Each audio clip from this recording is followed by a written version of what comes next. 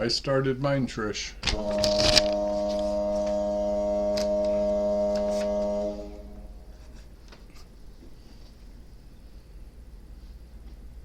And where is my screen? Good evening. Please be aware that the first hour and a half of this meeting will be recorded so that we can put it onto our website and podcast.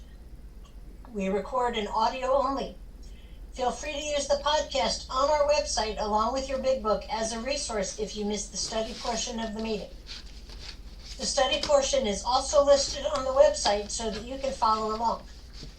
In accordance with our group conscience on October 16th, 2023, we will also be posting our podcast on YouTube. We feel that this is an effective way to carry our message to those seeking recovery in Alcoholics Anonymous. And tonight's recap will start on page 25 and end on page 26.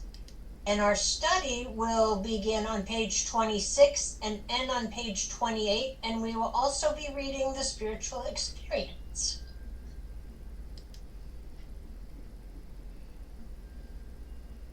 You're not going to ask for any announcements?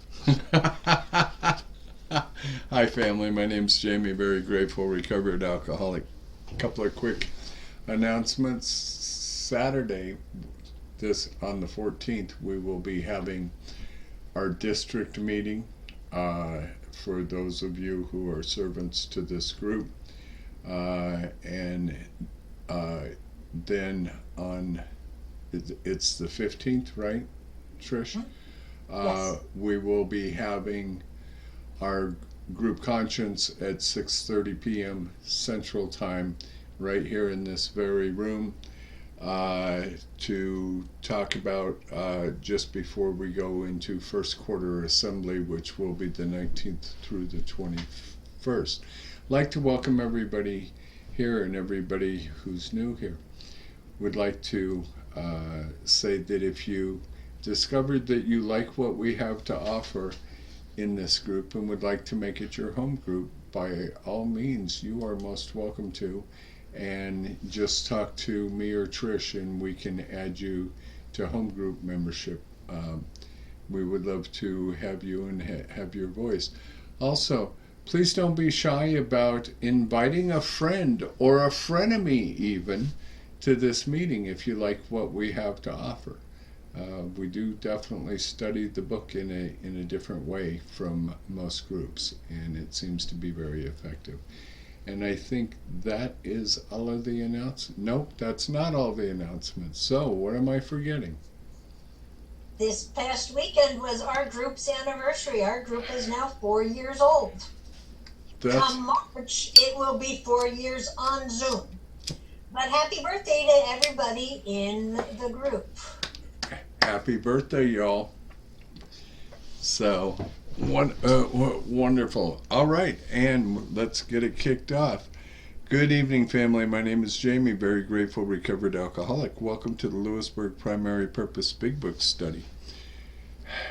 To prepare for our Big Book study, let's get focused by having a 3-minute moment of silent meditation, followed by our family's fog light prayer.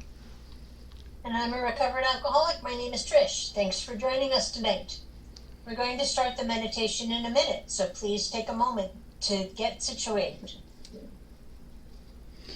Please be aware of background noises when you are unmuted, and sharing is to not distract others or yourself, as the case may be.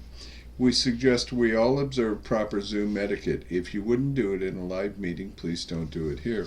And just a friendly reminder that absence of profanity offends no one. Please keep yourself muted during someone else's share, and we will call on you in the order that hands are raised. From the forward to the first edition of Alcoholics Anonymous. We of Alcoholics Anonymous are many thousands of men and women who have recovered from a seemingly hopeless state of mind and body. To show other alcoholics precisely how we have recovered is the main purpose of this book and of this group. For the meditation, some suggestions are: focus on your breath and posture, breathe in God, and breathe out self. Take this time to reconnect with God. Let the craziness of the day drift away and ask God to help you focus on the study. And let's invite the monks in to do what the monks do. So enjoy your time with God, folks, and we will see you on the other side.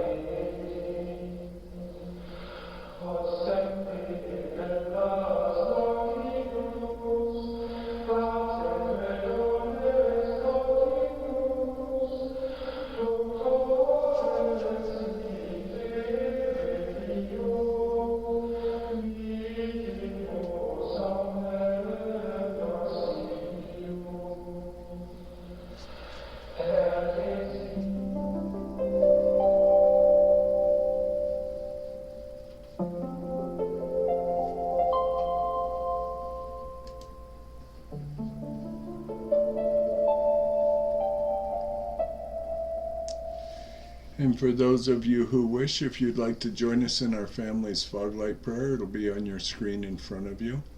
Fog light prayer. God, let your love shine through us like a fog light, so that those that are lost, sick, and dying can find your love through us. Amen. And let's have our secretary's report. Come on in, Molly. Thank you, Trish. Thanks, Jamie. Hi, my name is Molly, and I'm your recovered alcoholic secretary. I've asked Art to read the recovered statement. We read this notice to explain why many people in this group identify as recovered rather than recovering, and what it exactly means to be a recovered alcoholic. Take it away, Art. Hello everybody, my name is Art. I'm a grateful recovered alcoholic. Recovered. We're not cured of alcoholism. Recovered but not cured? That presents a conflict to some alcoholics. If we were cured, we would be able to drink responsibly. No, we're not cured. The allergic reaction to alcohol will remain with us for a lifetime. But we have been restored to sanity. That was the problem. The main problem of the alcoholic centers in his mind rather than in his body. Page 23. We are now sane where alcohol is concerned. Consequently, we have recovered. Thank you. Thank you, Art. Thank you for joining us tonight. We meet every Tuesday starting at 5 p.m. Central Time with the Gerbil Fellowship page, where we chatter for an hour before the start of the meeting. Feel free to bring side dishes to share with the buzzards. Our Big Book study promptly starts at 6:30 p.m. Central Time, and we ask that you be courteous and ready to begin at the sound of the foghorn. We take our Big Book study very seriously. Because of this, chat will be disabled during the study. In the 1940s, when the only elements to sobriety were God, a big book, and one recovered alcoholic working with another untreated alcoholic, the success rate was as follows. From the foreword to the second edition of Alcoholics Anonymous, page XX, of alcoholics who came to AA and really tried, 50% got sober at once and remained that way. 25% sobered up after some relapse, and the remainder, those who stayed on with AA, showed improvement. Can we have a show of hands of people joining us for the first time? I know I saw a couple of new faces. We do have a couple out there. My friend Jamie B. from Montana, who happens to be Miss Pickles, is with us, and Samuel is with us. Welcome, and Denise. And Denise, yes. Yeah. Welcome to you all. And then the recovered alcoholics. These are your potential sponsors. Is anyone celebrating a milestone this week?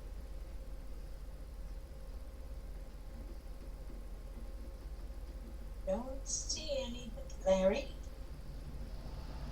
Larry, you're muted.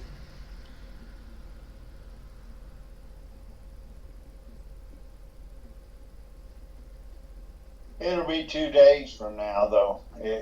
I'll be 13 years old. Wonderful. Wonderful. Come back next week, we'll give you your chip. Well, I just All right. Congratulations, Larry. If you should require a big book of your own, we have large print editions available that can be sent by buzzard mail. Delivery time is questionable. Please remember to practice our seventh tradition. We have large print edition, by donating to the group address, Venmo, or PayPal posted in the chat. Our suggestion is to purchase a big book and take an untreated alcoholic through the program of recovery. Please visit our website, posted in the chat. Thank you, and see you next week. Thank you so much for your service tonight, Molly, and Art, thank you for yours as well, and welcome to everyone. We are grateful to have you here. This group doesn't work without you. From Chapter 2, There is a Solution. The tremendous fact for every one of us is that we've discovered a common solution. We have a way out on which we can absolutely agree and upon which we can join in brotherly and harmonious action. This is the great news this book carries to those who suffer from alcoholism. This is an open meeting, and as such, all who have an interest in alcoholism and our program of recovery are welcome. Because this is an open meeting, you need not identify yourself nor your reason for being here if you do not wish to do so. Your anonymity will be protected. We ask that you protect ours. While this is an open meeting, membership in this group is limited to those who wish to recover from alcoholism and have a desire to stop drinking for good and all. Each member of Alcoholics Anonymous is a potential sponsor of a new member and should clearly recognize the duties of such a responsibility. And I'm just going to go ahead and take this part for you, Trish. Now it is time for our weekly traditionalist, and Trish is stepping in tonight to do Tradition 8. Before we begin our study of the Big Book, last week we reviewed Tradition 7. Tonight, let's take a quick look at Tradition 8. Please refer to the Big Book, page 562 of Alcoholics Anonymous. Thank you, Jamie. And I'm Trish, I'm an alcoholic. And Tradition 8, the short form. Alcoholics Anonymous should remain forever non-professional, but our service centers may employ special workers. And the long form, Alcoholics Anonymous should remain forever non-professional. We define professionalism as the occupation of counseling alcoholics for fees or hire. But we may employ alcoholics where they are going to perform these services for which we might otherwise have to engage non-alcoholics. Such special services may be well compensated, but our usual 12-step work is never to be paid for. So AA will never have professional therapists or mentors. We have learned over time that spirituality and money do not mix, and under no condition should AAs be paid for taking or carrying the message to others. However, we do have service boards in New York, we have intergroups, central offices, all which may employ paid workers to do the work of AA. Could be answering the phone, mailing out literature, keeping our offices clean. Offices need secretaries and janitors, jobs that volunteers cannot or should not do.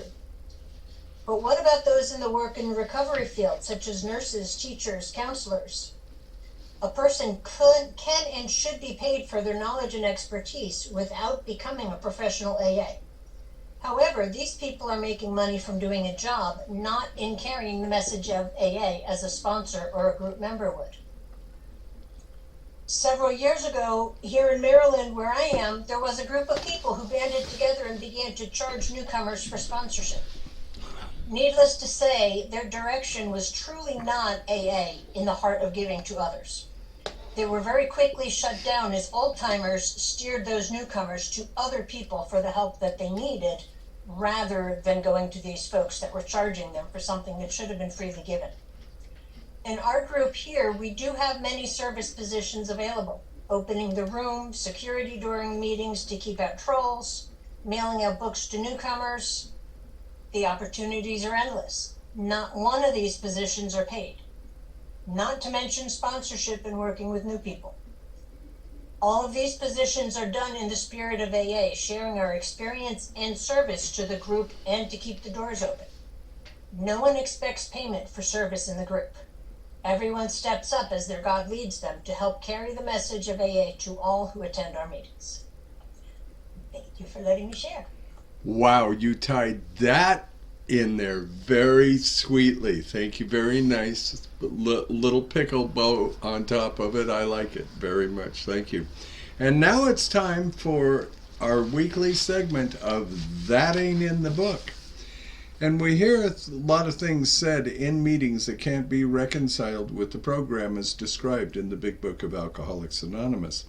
What follows is one of the things that we often hear, along with what the Big Book actually has to say about it. I love this part. Here's what we hear people say: there are no musts in the book. Larry's going to come in and tell us what it has to say on page 69 in the 4th paragraph about that. And Larry, you're muted.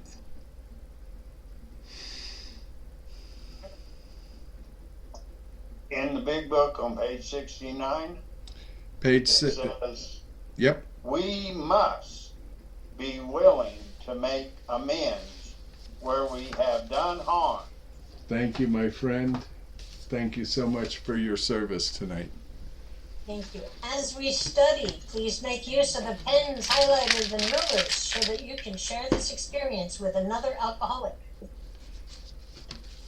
And let me turn my page here. In order for us to stay focused as we study the Big Book, we use the Big Book study guide prepared by Joe and Charlie and Krusty Cliff of the Dallas Primary Purpose Group.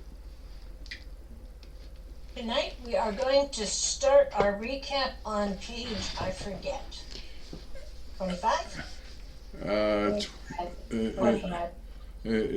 25. I'll go back and repost it. 25, thank you. Which will be read tonight by Marilyn. And then our study will be read by Nancy. And then we're also going to have a reading by Jim. We're going to visit Appendix 2 as well. Well, okay, you copy and paste it while I move on to my. Before I start, It's not time yet, Marilyn. But did you have a question? yeah, I wanted to say before I start reading, did you want me to stop at to accept spiritual help? Because at the bottom of page 25 it says it's fully explained in Appendix 2. Or should I just carry on?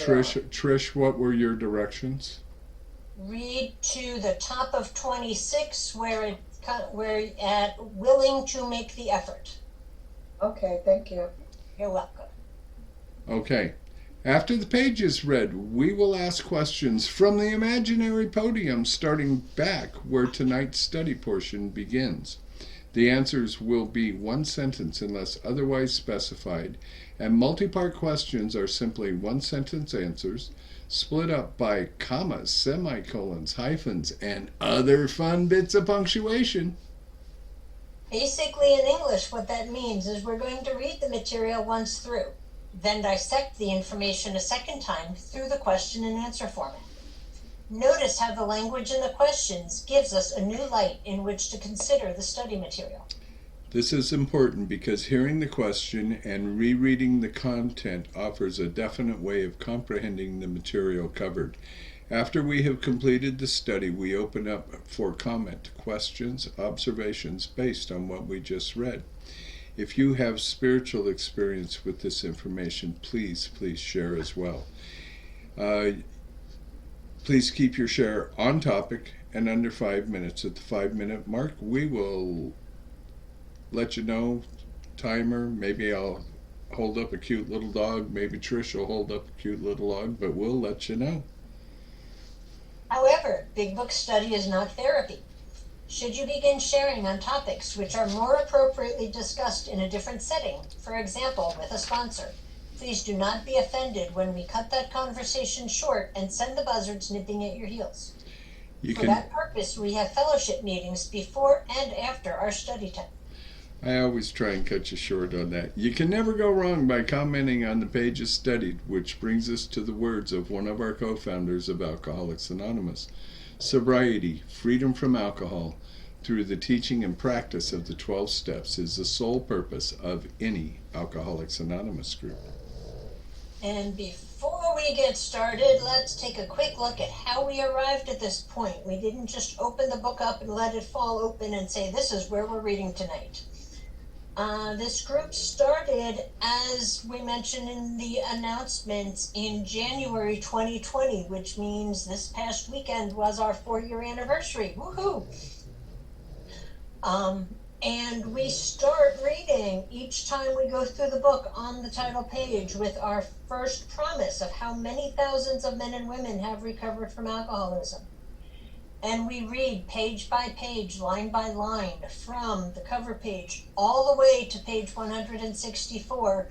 And we also read Bob's story, Dr. Bob's Nightmare. We spend 2 weeks on the traditions. As a part of our study, we include the spiritual experience, Appendix 2, 3 times. And then that also is our 94th week, so we can spend 1 week just on Appendix 2. So it's a 94-week study. We are in the middle, at the beginning of our 3rd season, and we're in our 4th year of being a group, and it's been a wonderful journey, and every time we go through the book, I'm learning more. Thank you, Trish, and thank you for your service tonight. And before we begin the recap tonight, we could use about 5 or 6 hands raised to be answer back readers' question answers. And again, the answers will come right out of the material that we study tonight, directly out of your big books. You won't have the questions, you won't see them, so don't search for them. Just all you got to do is follow the big book line by line, and we'll call on you in the order that hands are raised. And Marilyn, you're going to do our recap, right? So come on in. Welcome. Hi everyone, my name is Marilyn and I'm a recovered alcoholic. From There Is a Solution, page 25. There is a solution. Almost none of us like the self-searching of leveling of our pride, the confession of our shortcomings, which is the process required for its successful consummation. But we saw that it really worked in others, and we had to come to believe in that hopelessness and futility of life as we had been living it. When therefore we were approached by those in whom the problem had been solved, there was nothing left for us but to pick up the simple kit of spiritual tools laid at our feet. We have found much of haven, and we have been rocketed into the 4th dimension of our existence, of what we had not even dreamt. The great fact is just this and nothing less, that we have had a deep and effective spiritual experiences, which have revolutionized our whole attitude toward life, toward our fellows, toward God, God's universe. The central fact of our lives today is the absolute certainty that our Creator has entered in our hearts and lives in a way which is indeed miraculous. He has commenced to accomplish those things for us which we could never do by ourselves. If you are seriously alcoholic, as we were, we believe there is no middle of the road solution. We were in a position of life was becoming impossible, and if we had passed into the region from which there is no return through human aid, we had but two alternatives. One was to go on to the bitter end, blotting out the consciousness of our intolerable situation as best we could, and the other to accept spiritual help. This we did because we honestly wanted to, and we were willing to make the effort. Thank you. Thank you. Thank you. Trish, you want me to come in with this comment before we go on, or wait until after the study portion? Let's do it after the study portion. Yep, after the study portion. So, Nancy, come on in, please, with our study portion. Nancy W. And unmute, please.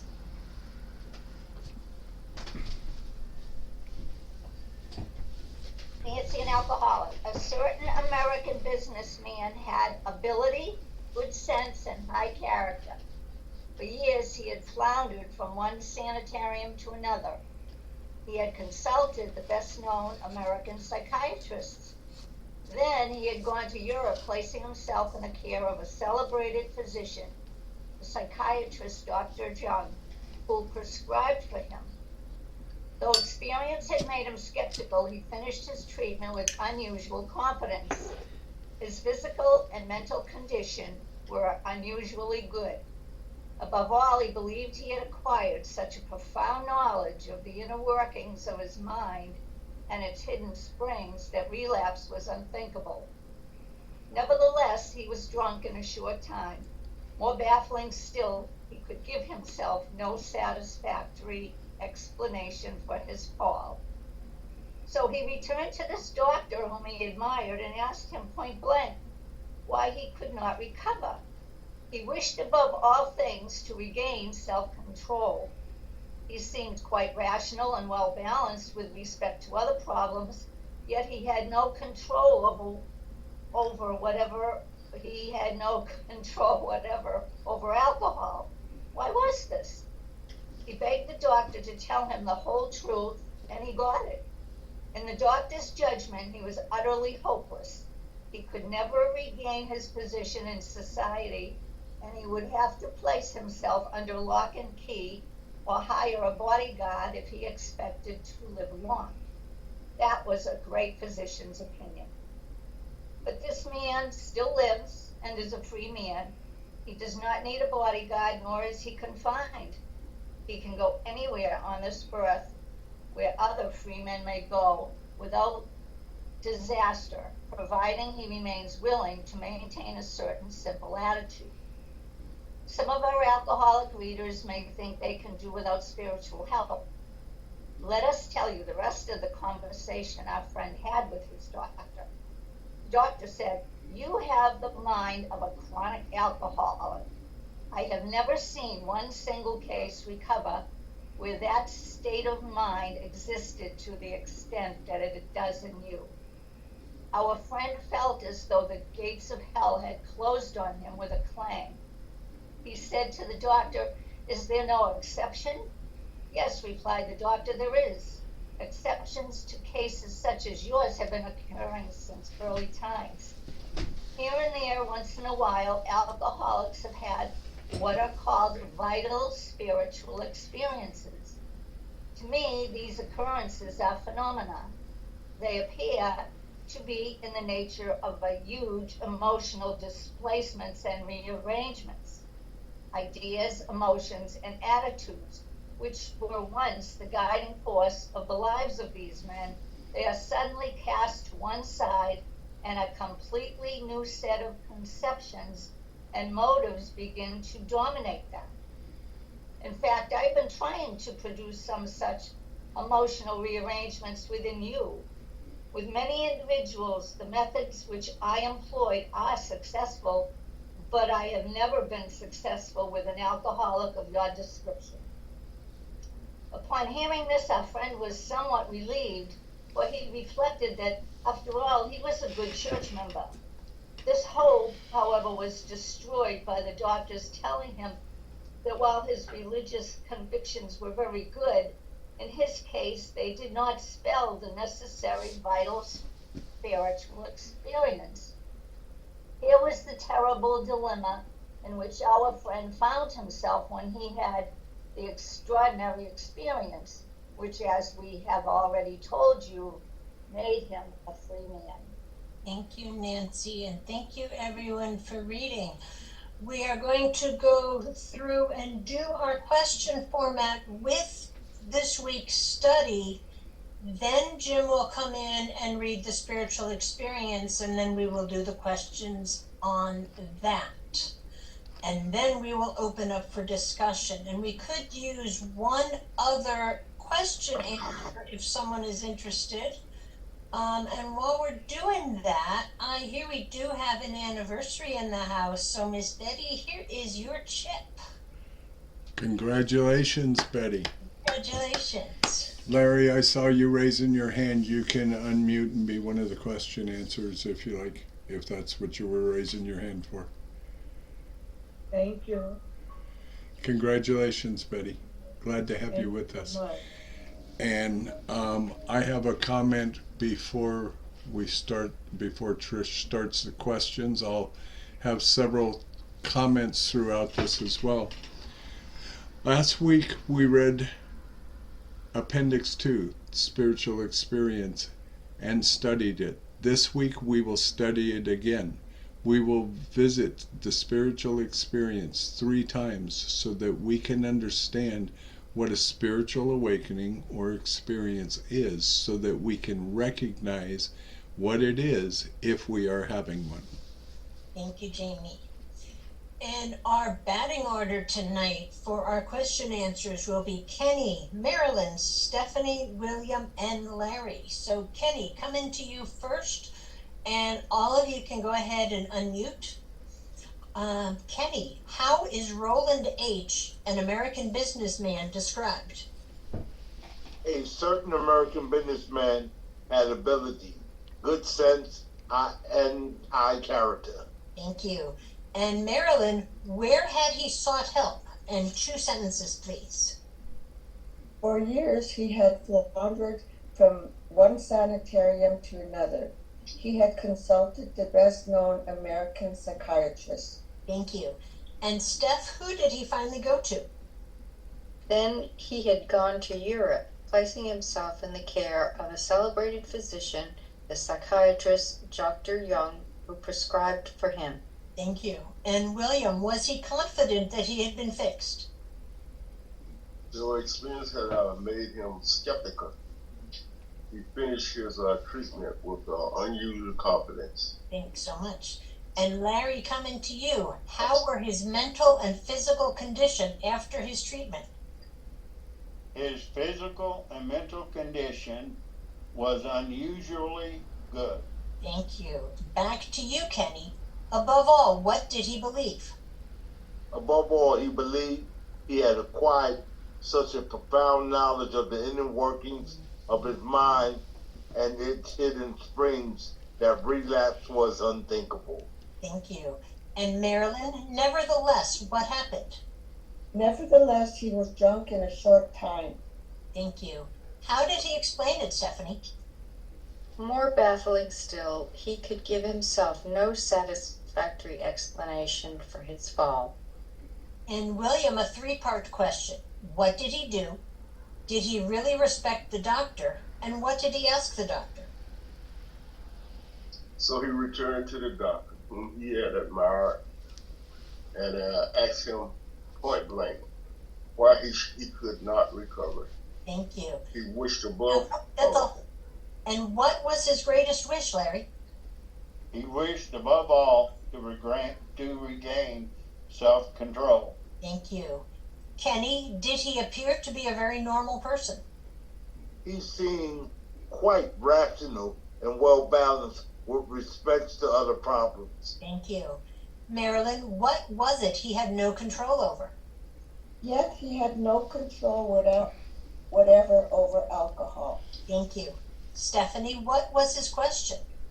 Why was this? Thank you. William, what did he want to know? He begged the doctor to tell him the whole truth, and he got it. Thank you. Larry, a two-part question. What was the truth, and what would he have to do to live? In the doctor's judgment, he was utterly hopeless. He could never regain his position in society, and he would have to place himself under lock and key or hire a bodyguard if he expected to live long. Thank you. And Kenny, who said so? That was the great physician's opinion. Thank you. Did he die from drinking, Marilyn? But this man still lives and is a free man. Thank you. Stephanie, did he need to be protected from himself? He does not need a bodyguard, nor is he confined. Thank you. And William, a two-part question. Let me see. Was he free to come and go as he pleased? Or what must he do to maintain his freedom from alcohol? He could go any place on this earth where other free men may go, without disaster, provided he remained willing to maintain a certain simple attitude. So I have a comment. Could this be to accept spiritual help? And Larry, coming to you, do some alcoholics believe they can do without spiritual help? Some of our alcoholic readers may think they can do without spiritual help. Thank you. And what do the authors tell us, Kenny? Let us tell you the rest of the conversation our friend had with his doctor. Thank you. And Marilyn, what did the doctor tell Roland was his problem? The doctor said, "You have the mind of a chronic alcoholic." Thank you. Stephanie, how many alcoholics like Roland had Dr. Young seen? I have never seen one single case recover where that state of mind existed to the extent that it does in you. Thank you. William, how did Roland feel after hearing the prognosis? Oh, yes, our friend felt as though the gates of hell had closed on him with a clang. Thank you. Larry, what was his question to the doctor? He said to the doctor, "Is there no exception?" And what was the doctor's reply, Kenny? Yes, replied the doctor. There is. Thank There you. is. And Marilyn, was the doctor aware of exceptions? Exceptions to cases such as yours have been occurring since early times. Thank you. Were they common occurrences, Stephanie? Here and there, once in a while, alcoholics have had what are called vital spiritual experiences. Thank you. Did Dr. Young understand these occurrences, William? To me, these occurs are phenomena. Thank you. And another comment. If the phenomenon of craving is our problem, according to Dr. Silkworth, in the doctor's opinion, is the phenomenon of the vital spiritual experience our solution, according to Dr. Young. Thank you, Jamie. And Larry, what did these vital spiritual experiences appear to be to Dr. Young? They appeared to be in the nature of huge emotional displacements and rearrangements. And I have another comment. Remember, Dr. Silkworth believed that the only hope for a chronic alcoholic was an entire psychic change, a complete change in the way that we think and the way we feel. Dr. Young told Roland the same thing. Our old ideas and beliefs must be replaced with new ideas and beliefs. Taking the 12 steps of Alcoholics Anonymous will produce this vital psychic change or spiritual experience or spiritual awakening, a complete change in the way that we think and feel. Yeah. And Kenny, what was the product of these occurrences? Ideas, emotions, and attitudes which were once the guiding forces of the lives of these men are suddenly cast to one side, and completely new set of conceptions and motives begin to dominate them. Thank you. Marilyn, what had Dr. Young been attempting to do with Roland?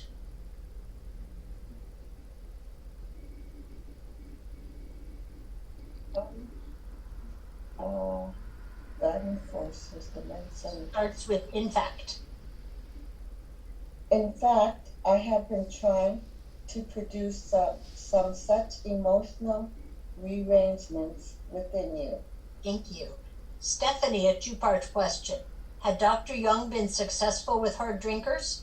And had he ever had any success with a real alcoholic? With many individuals, the methods which I employed are successful, but I have never been successful with an alcoholic of your description. Comment. Notice the asterisk after the alcoholic of your description. Read the footnote. For amplification, see Appendix 2, of which we will be going to after we finish this part of the study. William, another two-part question for you. Was Roland relieved to hear the doctor's suspected solution, and why did he have hope? Upon hearing this, our friend was somewhat relieved, but he reflected that after all, he was a good church member. And Larry, what did Dr. Young do to Roland's hope? This hope, however, was destroyed by the doctor telling him that while his religious convictions was good, in his case, they did not spell the necessary vital experience. Thank you. And Kenny, what made Roland a free man? Here was the terrible dilemma in which our friend found himself when he had the extraordinary experience, which, as we have already told you, made him a free man. Thank you, but don't go too far. We're going to come back to you guys for the questions in the next part too. And I have two separate comments to come in with prior to that. Roland continued his affiliation with the Oxford Group and the Calvary Church in New York City. He never became involved with Alcoholics Anonymous, but he did live the rest of his life sober. Second comment, Roland Hazard was the beginning of carrying the message of spiritual change. Roland carried the message to Ebby Thatcher. Ebby then carried the message of psychic change, spiritual experience, to Bill W. Bill then carried the message back to Dr. Silkworth and then to Dr. Bob, leading to the birth of Alcoholics Anonymous on June 10, 1935. This led to the first printing of our basic text in April 1939, almost 4 years later.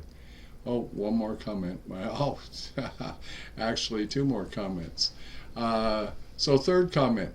Before proceeding, let's go to Appendix 2, page 567 in the 4th edition, and I'll give you guys a second to get there. And then I will come in with another comment. And again, that's page 567. After your comment, Jim will read Appendix 2, and then we will do the questions. Appendix 2, Spiritual Experience. The comment is, the only significant change that has been made in the basic text, the first 164 plus the doctor's opinion of the Big Book, is the one that will produce the need. Somebody's got a lot of background noise. Please be aware of your background noise. Produce the need. Let me start that over. The only significant change that has been made in the basic text, the first 164 pages plus the doctor's opinion of the big book, is the one that produced the need for the spiritual experience, Appendix 2. Step 12 in the first printing read,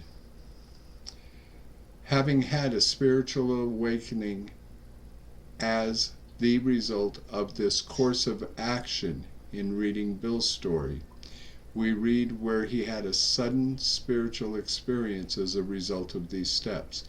Dr. Bob, on the other hand, had very slowly developed spiritual awakening. Many of those reading the first printing of the big book were not experiencing Bill's hot flash and felt they were missing something. To correct this misconception, Bill reworded Step 12 to what now reads, and added to Appendix 2 as an explanation. Thank you. And Jim, come on in, please, and read Appendix 2 for us. Okay, hi, I'm Jim. I am an alcoholic. And this is Appendix 2, Spiritual Experience. The terms spiritual experience and spiritual awakening are used many times in this book, which, upon careful reading, shows that the personality change sufficient to bring about recovery from alcoholism has manifested itself among us in many different forms. Yet it is true that our first printing gave many readers the impression that these personality changes or religious experiences must be in the nature of sudden and spectacular upheavals. Happily for everyone, this conclusion is erroneous.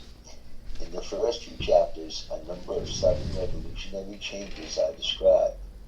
Though it was not our intention to create such an impression, many alcoholics have nonetheless concluded that in order to recover, they must acquire immediate and overwhelming God consciousness, followed at once by a vast change in feeling and outlook. Among our rapidly growing membership of thousands of alcoholics, such transformations, though frequent, are by no means the rule. Many of our experiences are what the psychologist William James calls the educational variety, because they develop slowly over a period of time. Quite often, friends of the newcomer are aware of the difference long before he himself is. He finally realizes that he has undergone a profound alteration in his reaction to life, that such a change could hardly have been brought about by himself alone. What often takes place in a few months could seldom have been accomplished by years of self-discipline. With few exceptions, our members find that they have tapped an unsuspected... Sorry, guys. Oh, come on. Okay, they have tapped an unsuspected inner resource, which they presently identify with their own conception of a power greater than themselves. Most of us think this awareness of a power greater than ourselves is the essence of spiritual experience. More religious members call it God consciousness. Most empathetically, we wish to say that any alcoholic capable of honestly facing his problems in the light of our experience can recover, provided he does not close his mind to all spiritual concepts. He can only be defeated by an attitude of intolerance or belligerent denial. We find that no one need have difficulty with the spirituality of the program. Willingness, honesty, and open-mindedness are the essentials of recovery, but these are indispensable. There is a principle which is a bar against all information, which is proof against all arguments, and which cannot fail to keep a man in everlasting ignorance. That principle is contempt prior to investigation. Herbert Spencer. Thank you, Jim. And we will go back to the beginning of the Spiritual Experience, Appendix 2, with our same question answers, and we are on Maryland. And you'll get our first question. Larry, did you say you're missing this page in your book? I'm missing yes, I'm missing it because my book is missing pages. This one is old. It's it's well used, and somehow it's missing some of my back pages. I will drop you from the rotation then. So I've had to Maryland, tape it together. Maryland, this conclusion is what? And please read the first two paragraphs. The terms spiritual experience and spiritual awakenings are used many times in this book, which careful reading shows that the personality change sufficient to bring about recovery from alcoholism has manifested itself among us in many different forms. Yet it is true that our first printing gave many readers the impression that these personality changes or religious experience must be in nature of sudden and spectacular upheavals. Happily for everyone, this conclusion is erroneous. Thank you. And Stephanie, in the stories in the first chapters, what spiritual event was described? In the first few chapters, a number of sudden revolutionary changes are described. Thank you. And William, did most alcoholics believe that they too must have a spiritual experience? Though it was not our intention to create such an impression, many alcoholics have nevertheless concluded that in order to recover, they must acquire an immediately and overwhelming God consciousness. Followed. Oh, okay. Follow that once by a vast change in the feeling and the outlook. Thank you. And Kenny, are such transformations frequent? Among our growing membership of thousands of alcoholics, such transformations, though frequent, are by no means the rule. Thank you. And Marilyn, a two-part question. What do most of our members experience? And why did William James call them that? Most of our experiences are what the psychologist William James calls the educational variety, because they develop slowly over a period of time. Thank you. And Stephanie, very often, who are the first to notice the change that has taken place? Quite often, friends of the newcomer are aware of the difference long before he is himself. Thank you. William, a two-part question for you. What does the alcoholic finally realize, and could he have accomplished this himself? Yeah, just seen and I didn't quite He finally realizes. He finally realizes that he is undergoing a profound alteration with his reaction to life, and such a change could hardly have been brought on about by himself alone. Thank you. And Kenny, what could seldom have been accomplished by self-discipline? What often takes place in a few months could seldom have been accomplished by years of self-discipline. Thank you. And Marilyn, a two-part question. With few exceptions, what do we all tap into, and what do they identify this to be? With few exceptions, our members find that they have tapped an untapped and unsuspected inner resource, which they presently identify their own conception of a power greater than themselves. Thank you. And Stephanie, what do most of us think? Most of us think this awareness of a power greater than ourselves is the essence of spiritual experience. Thank you. And what do religious folks call it, William? Most emphatically, we wish to say that before that, are more religious members. Oh. Okay, now this is more my spiritual. Our more religious members call it God I know that so well. Thank you. Kenny, a two-part question. What do we wish to say emphatically to any alcoholic, and what is one condition the alcoholic must meet? Most emphatically, we must say to any alcoholic capable of honestly facing his life problems in the light of his own experience can recover, provided he does not close his mind to all spiritual concepts. Thank you. And Marilyn, what will defeat an alcoholic? He can only be defeated by an attitude of intolerance or belligerent denial. Thank you. Stephanie, what is it that no one should have difficulty with? We find that no one need have difficulty with the spirituality of the program. Thank you. And what are the essentials of recovery, William?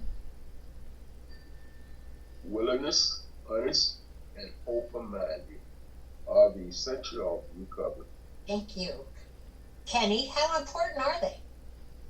But these are indispensable. Thank you.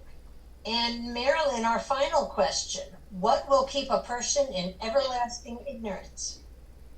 This is a principle which is a bar against all information, which is proof against all arguments, which cannot fail to keep a man in everlasting ignorance. That principle is contempt prior to investigation. Hubert Spencer. Thank you to all of our readers for helping out tonight. And the room is now open for comment, question, and any spiritual experience you may have had with our reading. Or both readings, as the case may be. That is true.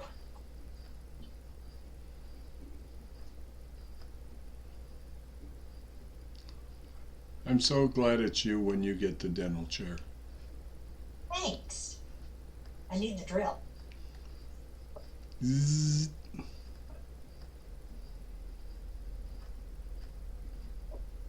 So who would like to jump in first? Hi, Steph.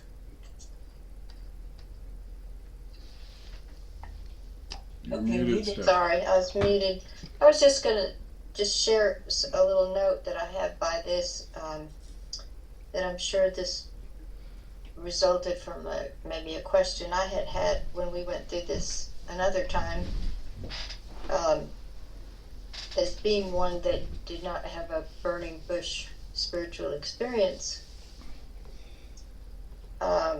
referring to the educational variety. I think somebody answered my question and told me to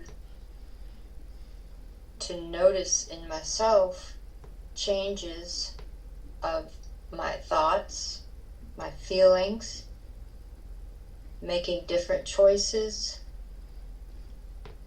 and how I perceive things. So that was helpful because that allowed me to see the changes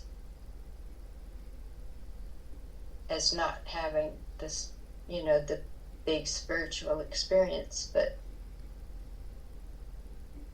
and I was talking to a patron came in today that I know is in a sober living house, and I don't know how this conversation started, but it was, if I could have done it alone, I would have. That's all. Thanks, Steph.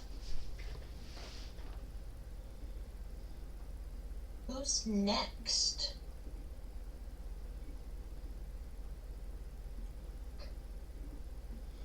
Hi, Larry. Hey,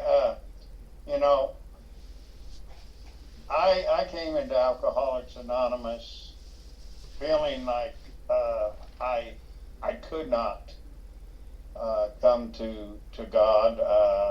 God wouldn't listen to me. I came from a background. I was a fallen Pentecostal preacher and felt like I had done the impardonable sin. So my sponsor took me under his wing. He got me into the steps. took me very quickly through the steps, got me into service, and how I got through this spiritual experience at first was I took his a willingness to take his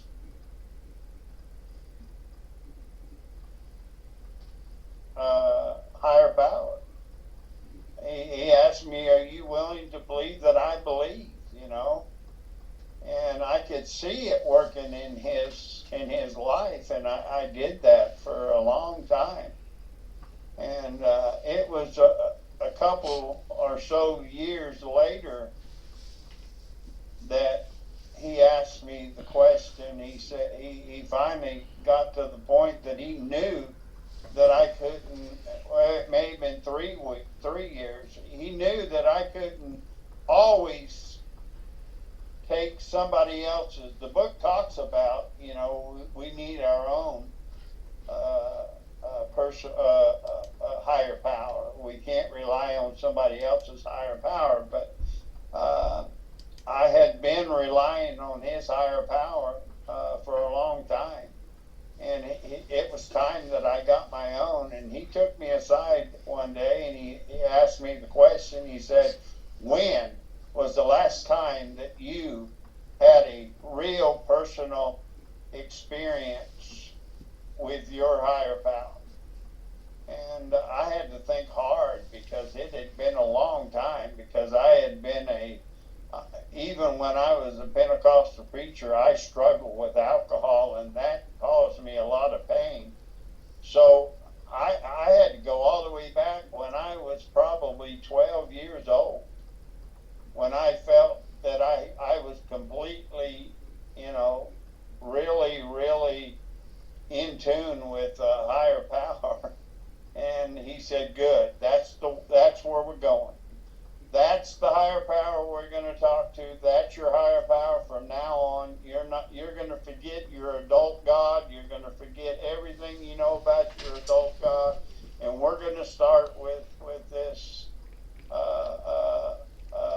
childhood, 12-year-old God that you had an experience with, and that's the one you're going to pray to from now on." And you know, I thought it was silly at the time, but that's what I started to do, and I began to get results that I had not gotten before. I started with a simple conception of a 12-year-old child's God, and that's how I built a higher power of my own conception. And it has worked for me for almost 13 years. And I thank my life for this program, my sponsor, and the higher power that I have right now, and the fellowship of this program for what has happened in my life. That's all I got. Thanks, Larry. Hi, Jamie. Go ahead and take Marilyn, and you can come back to me. I will yield to the lady from the Great White North. Hi, Marilyn. Hi, Marilyn, recovered alcoholic.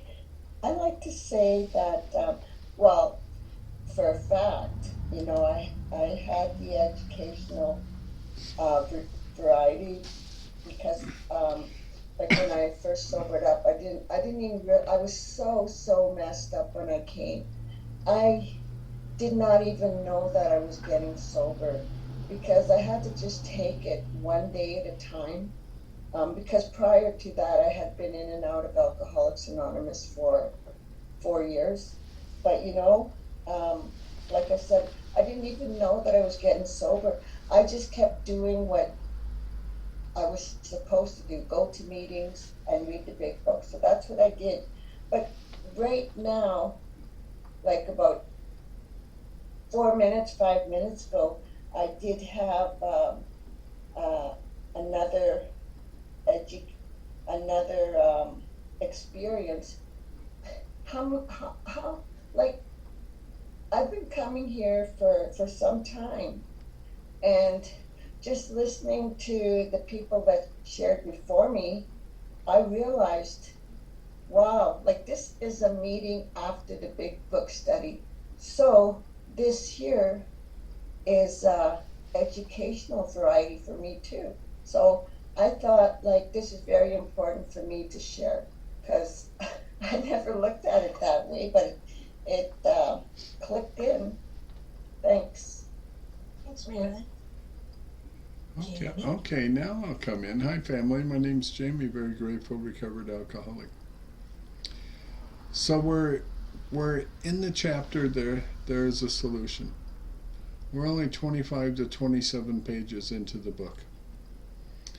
We are still in the diagnosis, self-diagnosis, or learning how to self-diagnose our disease in these pages. Now, yeah, they tell us some stories and some experiences along the way. But from the doctor's opinion to page 43, 51 pages in all, are only about one thing, step one. And while they share the experience of how some other people got to their first step, hopefully there are those things that we will find that will resonate within ourselves to say, oh yeah, well, you know, maybe I remember doing some stuff like that. I've had some of those behaviors. I've had that belligerent denial. I've had that rebellion, and so on. So I love tonight where it talks about, because we always so often, especially in today's society, we think of you know, alcoholics being somebody who's laying on the park bench getting dribbled on by the pigeons, and that's just not true. Roland was a very, very wealthy man. So the thing about our disease is that is an equal opportunity disease. It does not, there's some things it doesn't care about. It doesn't care about your affluence or lack of it. It doesn't care about your gender. It doesn't care if you're man, woman, and child. Doesn't care about sexuality. Doesn't care about any of those things. Doesn't care what our cultural background may be or ethnicity may be. It is an equal opportunity destroyer. The beautiful thing about our spiritual solution is it is also an equal opportunity to become recovered from the hopeless state of mind and body. And that is offered to any one of us, no matter where we come from, what our lifestyle is, what our behaviors have been, whether we come from money or cultural backgrounds or anything else. That being said, I love the fact that we point out some of the historical stuff in here, how Jung gave Roland the message, he took it to Ebby took it to Bill took it to Silky, and to Dr. Bob, and boom, we have Alcoholics Anonymous. And I love the fact that they came out with the spiritual experience in appendices 2 to give us some definitions.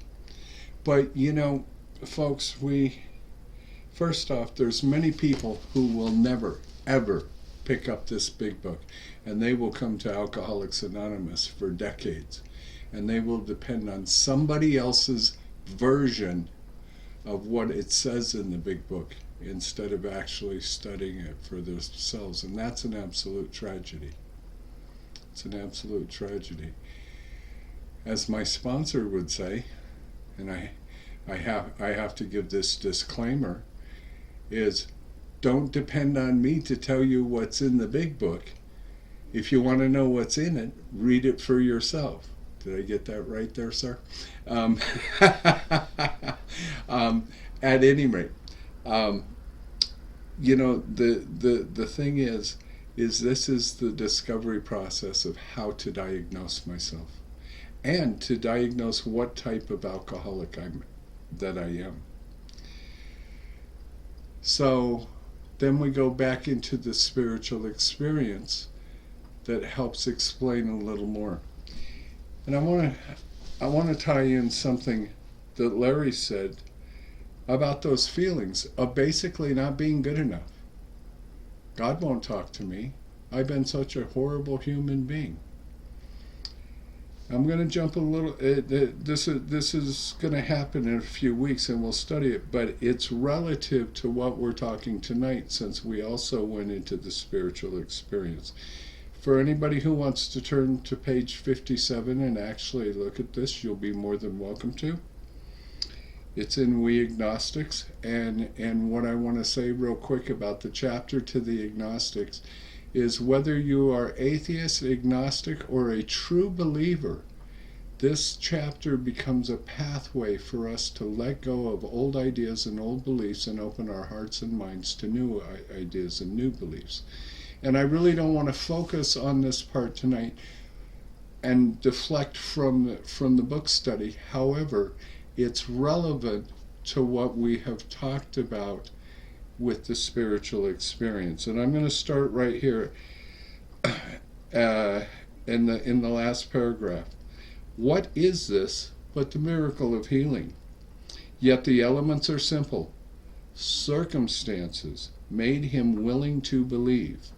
He humbly offered himself to his Maker, then he knew. So he was beaten down, and he asked his God, one that he had been very resentful at, by the way, if you read the story.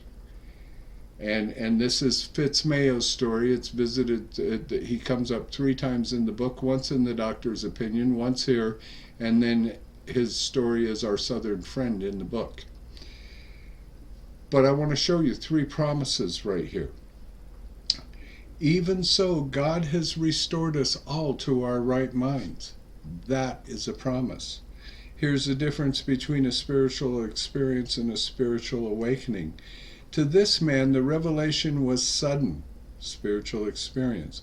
Some of us grow into it more slowly, spiritual awakening. Here comes another promise. But he has come to all who have honestly sought him.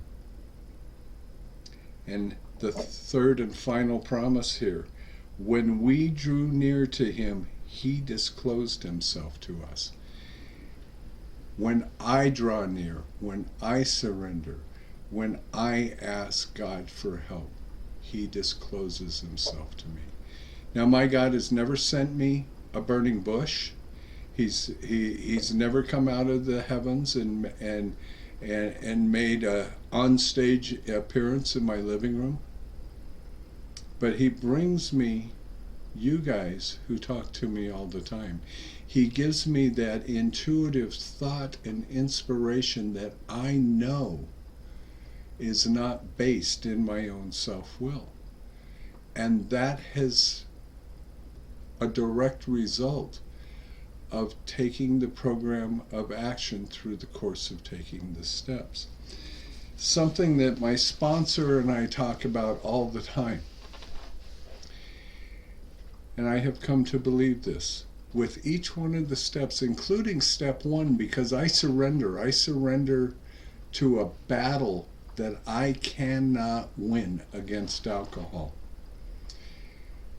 And I admit my powerlessness and my unmanageability. And even with step 1, I have a spiritual experience. And I have, as I take the first 11 steps, I have 11 separate spiritual experiences, individual relationship with each step.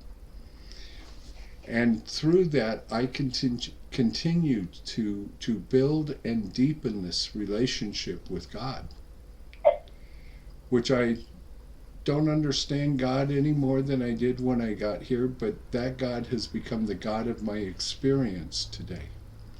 So that by the time I get to step 12, My sleeping spirit has been awakened, and I now have a spiritual awakening. And I've come to believe that every day is a day that I live in a spiritual experience, every day of my life. I'm going to close with this.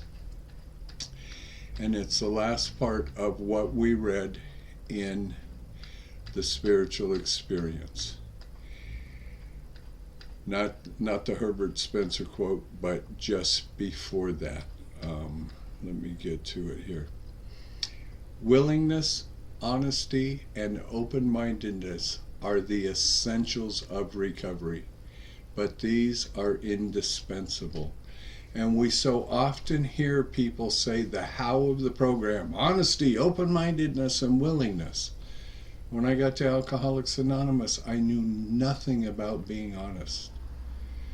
But through the process of taking the steps, I have learned how to become honest. And it required a willingness to take the action, to follow the steps that developed that. So, willingness, honesty, and open-mindedness. And I believe, at least for me, it's not the how of the program, but it's the who. Who's the who? It's not Cindy Lou Who. The who becomes the God of our experience or our own understanding. That's why it's painted on my ceiling, for goodness sakes. It's not the how, but the who. And that's what I've come to believe. Thank you all for being here. I love you all dearly. And please come back and join us, and bring a friend, and bring a friend of me, and keep joining us. Thank you. Thanks, Jamie. Hi, Denise. Welcome. Good to see you. Hey, hi, how you doing? I'm Denise, I'm an alcoholic. Just wanted to kind of say hi, thanks for doing this meeting, and glad I logged in, and just kind of claim my seat. Like, I was just so happy, I'm so grateful, like, when I read this stuff and I think of how I got into AA, and like that gift of desperation, I was fortunate enough to live through it. And it changed, like it was like I was a duck to water when I found AA, you know what I mean? Because I had that gift of desperation, you know, I couldn't stop drinking, and alcohol was not working for me anymore. Like, it was not shutting my head off. Like that second, I don't even, like, there's so much information I was just reading tonight, I can't even find the different spots where it jumped out at me, but, you know, just thank God that I landed in AA, and it, you know, I had a psychic change. Like, the obsession to AA kind of trumped my drinking, and it's a miracle. It really is, and it saved my life. You know what I mean? It just by showing up, you know, and just I love what Jamie was just talking about. One of the things that always attracts me, and still does, is Yale or jail. You know, that doesn't matter where you're from, that equality. I loved that. I love that. That's like attraction. That's attraction of the program for me, not promotion, you know, and because where do you find that? Like, nowhere else I've ever found that. You know, it's not about how much money you make, or what you look like, or what you do for a living, or who you know, and blah blah blah, or what kind of car you drive, and all that stuff. And you know, that it reminds me of the Saint Francis prayer, right?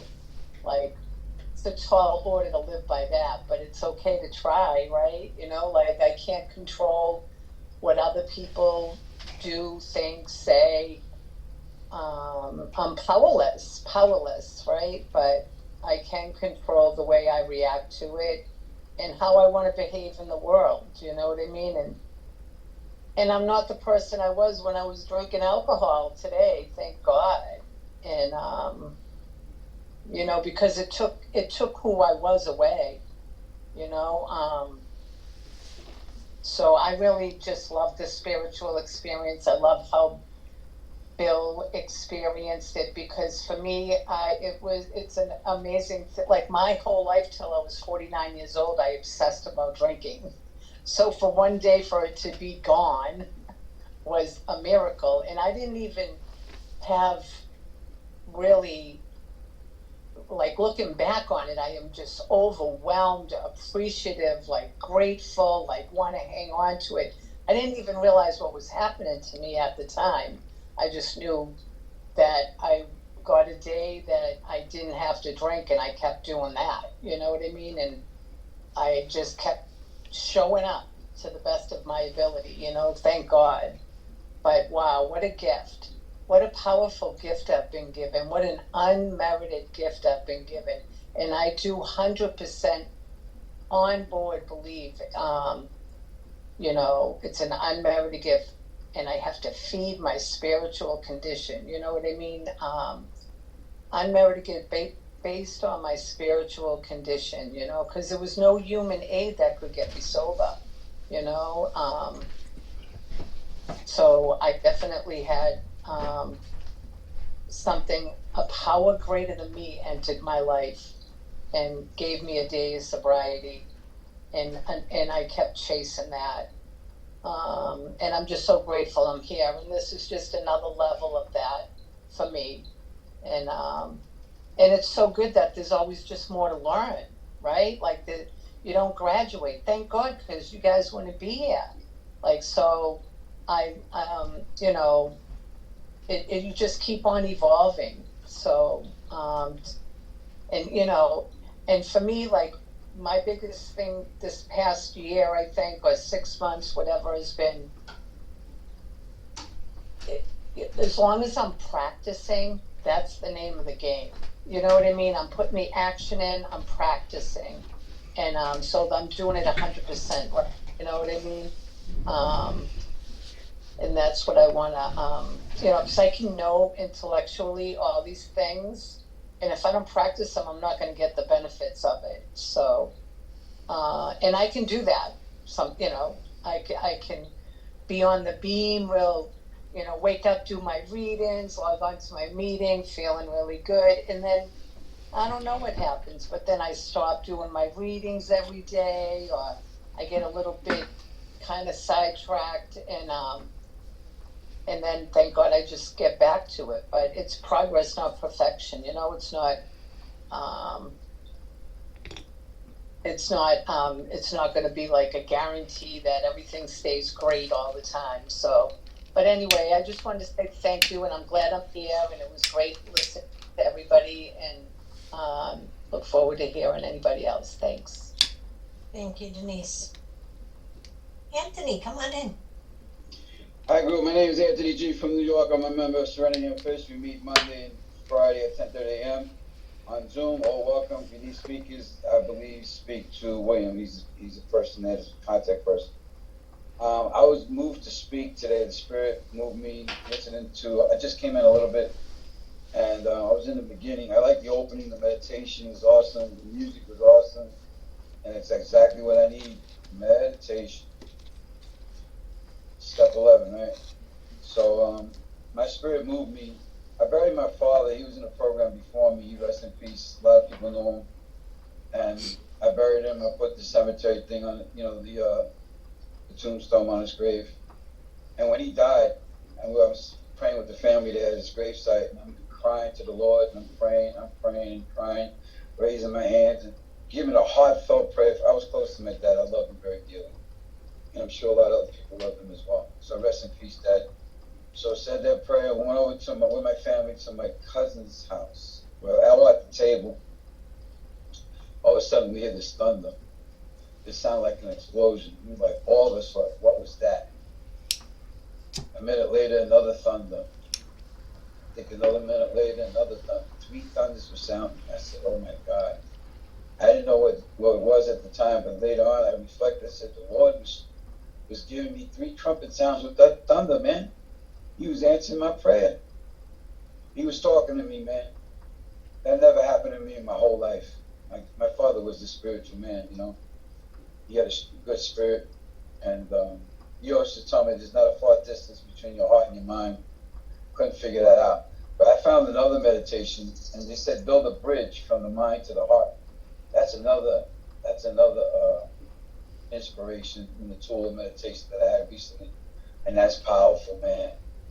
And the shares that I heard a little bit in the last 20 minutes is powerful as well. I believe that I'm a miracle. I believe that everybody in this program is a miracle as well. And when I listen to other people in this program share their miracles, man, I'm inspired and I'm touched. And my heart gets touched, and the grace and the mercy of my higher power is upon my heart as well. And that's the most powerful thing, the most precious gift I've been given, the gift of life, the gift of friends in this program, how to achieve, sobriety. I'm going through stuff, but the stuff that I'm going through, I make it the second part of the serenity prayer, make my hardships a pathway to peace. Just gotta hang in there, man. No matter what. Don't drink. Pray and meditate. Go to meetings, listen and learn. Listen to other people's miracles, man. And be inspired by that. Be touched in my heart and my mind. Because I had 27 years out there. I'm lucky I'm here. I'm lucky by God's grace that I'm here, and I thank the higher power for that. I'll be 69 years old in April by God's grace and mercy. There was no guarantee I'd be here, and I'm grateful. Is anybody new, anybody struggling, anybody not sure, I hope I touched you as well. Because we're not alone. A friend of mine asked me, how do you do the first step? I said, the first part is we. We're never alone. We're not alone. We're not alone. We have meetings, we have sponsors, we have foundation people we talk to. I've been talking to a person for 29 years every day. And I appreciate his friendship. We're real close. We walk in the walk, talk in the talk, work in this program to the road to destiny and the higher power. Yeah, I love this. I can't quote the second part of the Serenity Prayer, but that's a powerful prayer. I like someone said too, I've been listening to the San Francisco prayer too. That man suffered a lot too, a priest, and he developed that beautiful prayer. Let me turn the hate into love, and so on and so forth. So the message is there, the spirit is there. I just got to stay connected to the spirit. With that, now I'm not staying. I respect the light in you, and you respect the light in me. I passed Anthony Alcoholic. Thank you. Thank you, Anthony. And I'm going to jump in real quick before we close out. The part that really jumped out at me tonight was when Roland was talking with Dr. Young and feeling like the gates of hell had been closed on him, and then finding out, isn't there an exception? And the doctor saying, yes, it's a vital spiritual experience. And I can really relate to where Roland was feeling, the relief of, I grew up going to church. I knew what church was. I knew God, or so I thought I did. And when I came in and I looked at the steps hanging on the wall and I saw, get the relationship with God, get an understanding of God, I figured that was all I needed to do. But then Dr. Young said, that's not going to do it.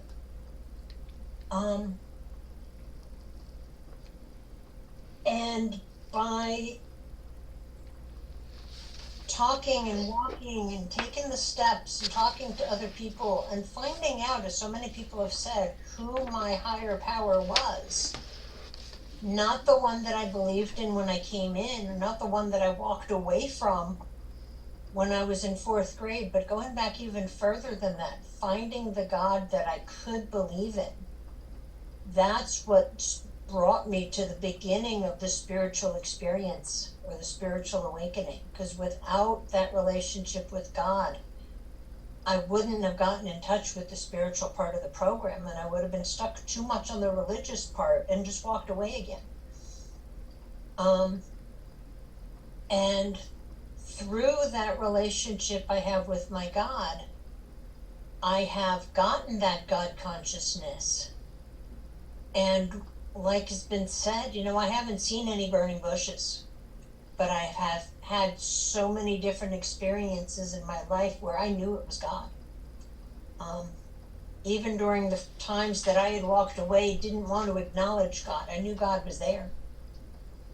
But then seeing God in my life, seeing God in other people's lives, having people comment to me, they were seeing the changes in me long before I saw them, like it talks about in the spiritual experience.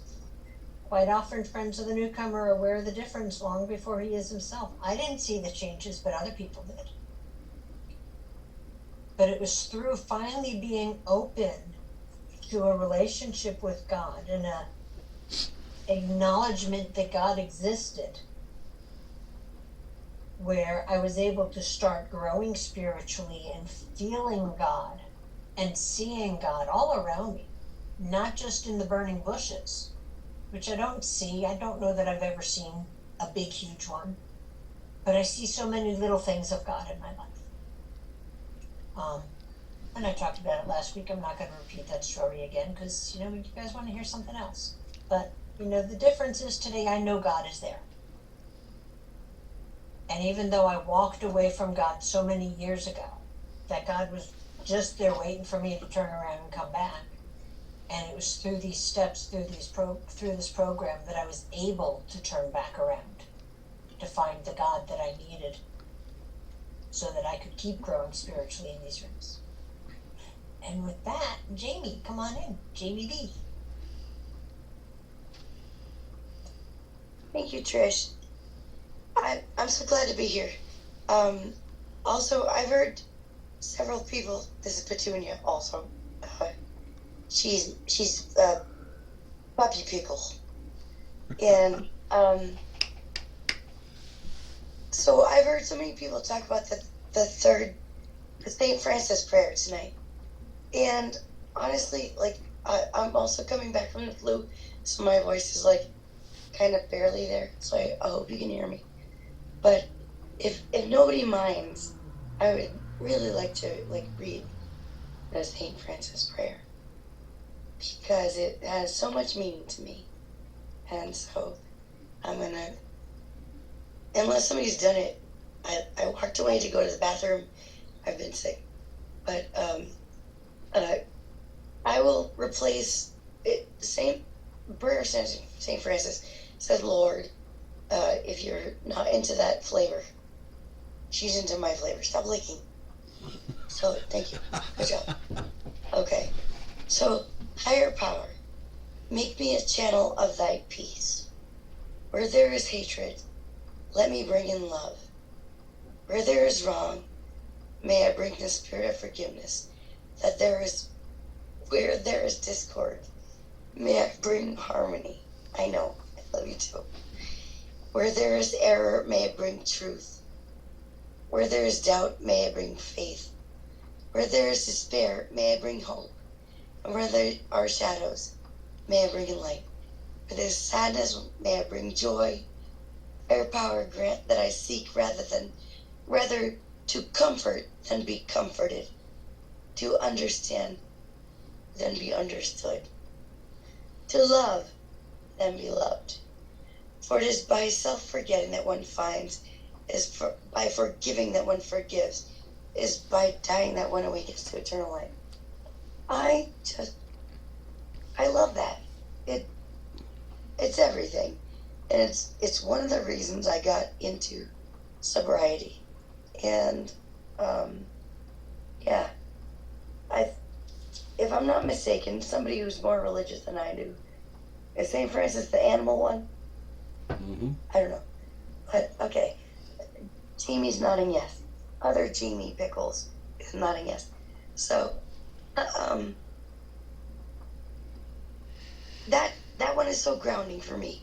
And thank you for letting me speak, as garbled as I am. I really appreciate this meeting. I like the format. I like everything. The first thing I like is it's not in the book. That cracks me up. But everyone that shared tonight, thank you for your vulnerability. Thank you for your kindness. Thank you for your shares. I am better today, and I am sober today because of all of you. Thank you kindly. I'm going to have her wave goodbye. Thanks for the time. Thanks, my friend. Glad you're here. William, come on in. My name is William Alcoholic, and it's so amazing, My story is in the big book. Before I recovered, and the recovery process, I continue to come more experience and stuff. So I'm just so happy to be here. And the part that this is the part I want to read, because I thank God for this section right here, where Dr. Young was saying Roland Hassan, and he was telling Roland Hassan that he has seen this phenomenal occurs in other men, But somewhere along the line, those was rich people that he was seeing. I don't know whether it was his ego, he said he had seen. I'm gonna read it right here where that. So I sort of, when I read that, because like I'm guilty prior to investigation. When we was reading, before we got to the end of the reading, I thought he was gonna say NAA, but he said he have done this to other people and something. He said, where's it at here? There appear to be in the nature of huge emotion. Oh, okay. It started. I'm gonna read the whole thing, then I'm gonna shut up. Whenever he asked it, he said to the doctor, "Is there an exception?" Yes, the doctor replied. There is an exception to cases such as yours. Have been occurring since early time, here and there. Once in a while, alcoholics have had what called a violent spiritual experience. To me, these occurs are phenomenal. They appear to be in nature a huge emotion displacement and arrangement, ideals, emotion, and attitude, which was once the guiding force of the lives of these men, are suddenly cast aside, and a complete new set of concept and motive began to dominate them. In fact, I have been trying to produce some of such emotional rearrangement within you. With many individuals, the method which I employ are successful, but I have never been successful with alcohol of your deception. So I thank God, you know what I mean, that whatever his was, because here somebody said we take everybody, not just those who with the money. We take all such people here, no matter where you come from. Somebody say Yale or jail or what you look like. We welcome all alcoholics. And then the last part I'm going to say, and I always said that before we read it in the book, as I began to have this God conscious, this program conscious, and I could no longer get away with the behavior. Because I'm a person of action. I could no longer get away with the behavior, So whenever that behavior kicks up, most of the time, I said, God forgive me. God forgive me. So that's it. That's sort of, whenever I was reading it, I went up in front of, before I read it, I thought he was going to say Alcoholics Anonymous, but he said he produces that type of stuff in certain people. But he couldn't do it with Roland Hassan. Thank you, William. And it has been a great meeting. I want to thank everybody for coming. Jamie, do you want to read our closing? Yes, I do. Or yes, I will. From page 164. Our book is meant to be suggestive only. We realize we know only a little. God will constantly disclose more to you and to us. Ask Him in your morning meditation what you can do each day for the man who is still sick. The answers will come if your own house is in order, but obviously you cannot transmit something you haven't got. See to it that your relationship with Him is right, and great events will come to pass for you and countless others. This is the great fact for us. Abandon yourself to God as you understand God. Admit your faults to Him and your fellows. Clear away the wreckage of your past. Give freely of what you find and join us. We shall be with you in the fellowship of the Spirit, and you will surely meet some of us as you trudge the road of happy destiny. May God bless you and keep you until then. Thank you. And we will go ahead and close out in our usual primary purpose fashion. Since we cannot stand up around the table and hold hands, heck, we're not even in the same time zone. We hold our hands up in the screen, and that's how we connect on Zoom. So feel free to join with that if you'd like to. And you can unmute and share the Lord's Prayer. But before that, we're going to have a moment of silence for those still suffering inside and outside of these rooms, especially those who may die tonight because they haven't found their way to us, or because they found their way and they didn't want what we had. A moment of silence followed by the Lord's Prayer. Thank you. Who brings us from shame to grace if we let him. Our Father, Our Father, who art in heaven, hallowed be thy name. thy kingdom Thy come, kingdom come, thy thy will will be be done, done, on on earth earth as it is in the in heavens. heaven. Give us Give this us day our this Give daily us day this bread. day and daily forgive bread, us our and trespasses, forgive us our as we trespasses, forgive those who As trespass we against forgive us. Forgive those who And trespass lead us against not into us. temptation, and lead us but Lead not us deliver not us from into evil. temptation, For thine is the but kingdom, deliver us and the from power, evil. and the glory, For thine forever is the and ever. kingdom, Amen. power, glory forever. forever. Amen. Amen. Thanks, everybody. Thank you, everybody.